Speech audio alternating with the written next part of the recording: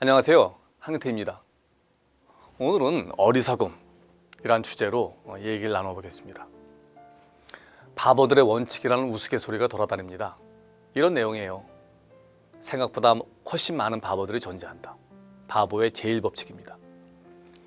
생각보다 훨씬 많은 바보들이 사회의 요직을 차지하고 있다.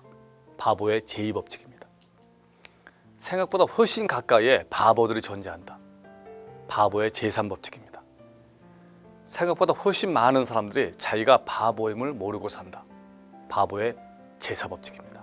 어떠세요?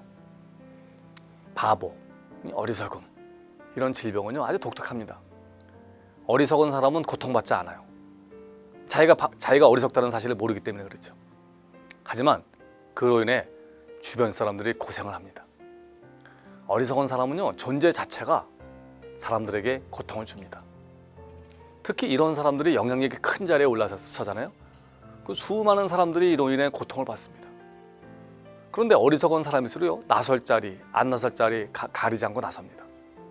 무소불위로 권력을 휘두릅니다. 참 여러 사람을 피곤하게 합니다. 제가 이제 모 공공조직에서요 이 소통이라는 주제로 강의를 한 적이 있습니다.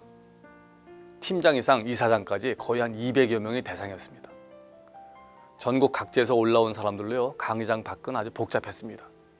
오랜만에 만나서 서로 인사도 하고 안부도 묻고 업무도 얘기하고 바쁘더라고요. 근데 이사장을 포함한 임원들은요 보이질 않는 거예요. 그들은 따로 방에서 그들끼리 얘기를 나누고 있더군요. 아래 것들이 다 착석을 하니까 그때 임원들이 입장을 하는 겁니다. 저는 정말 이해를 못하겠더라고요. 아니 주제가 소통인데 소통을 하자면서 소통을 거부하는 거 아닙니까? 여러분 그런 자리가 얼마나 소통을 해서 좋은 자리예요. 저 같이 어울리면서 안부도 묻고 인사도 하고 자연스럽게 소통이 되잖아요. 이 사람들은 소통이란 걸 무슨 소통에 대한 강의를 들어야 되는 걸로 생각합니다. 얼마나 어리석습니까? 이런 일이 비일비재합니다. 불경에 다음과 같은 얘기가 나옵니다. 꽤 알려진 얘기입니다. 한 남자가 코끼리한테 쫓기고 있어요. 이 사람은 급한 나머지 칡넝쿨을 타고 우물로 내려갑니다. 우물 바닥에는 독사가 아가리를 벌리고 있어요. 그뿐이 아닙니다. 우물 중간 벽에 작은 뱀들이 기어다니고 있어요. 설상가상으로 흰쥐와 검은쥐가 번갈아 칡넝쿨 윗부분을 갉아먹기 시작합니다. 이 사람이 바닥으로 떨어지는 건 시간 문제예요. 근데 어리석은 날라온 벌 5마리가 역시 칡넝쿨 윗부분에 집을 지었습니다. 그리고 거기서 꿀이 한 방울씩 떨어져요.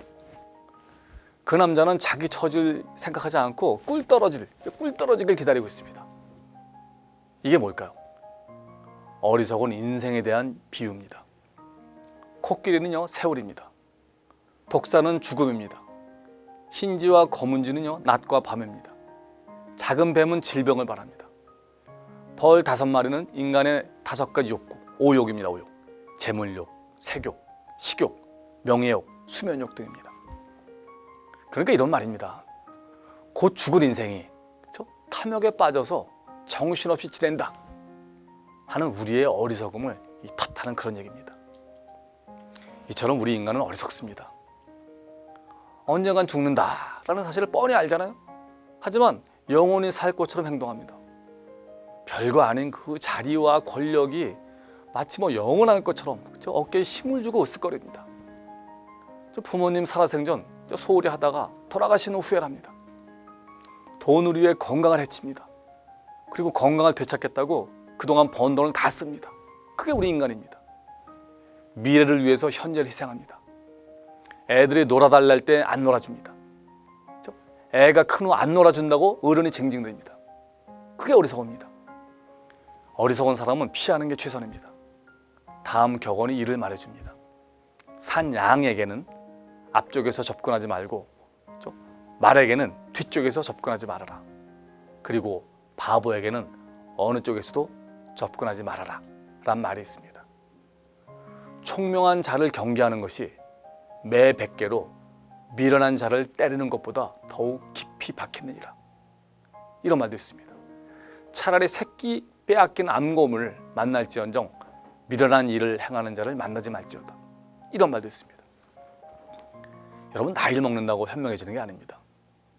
지혜라는 것은요, 고통을 통해서 얻을 수 있습니다. 뭔가 힘이 들 때 사람들은 생각을 하기 때문입니다. 결혼 생활도요, 결혼 생활이 힘들잖아요. 그래야지 사람들이 결혼에 대해서 생각하게 됩니다. 결혼이 뭘까? 어떻게 해야 원만하게 살 수 있을까? 지금 문제가 뭘까? 어떻게 해야 해결할 수 있을까? 여러분, 다른 사람의 어리석음을 통해서도 배울 수 있습니다. 주제 파악도 지혜를 위한 방법입니다. 지혜란 것은요, 경험과 반성이 결합되어 만들어집니다. 지혜란 새로운 방식으로 사물을 바라보는 것입니다. 늘 해오던 행동에서 한 걸음 물러설 줄 아는 능력이 지혜입니다. 아무쪼록 어리석음을 벗어나 지혜로운 그런 사람들이 되시길 빕니다. 감사합니다.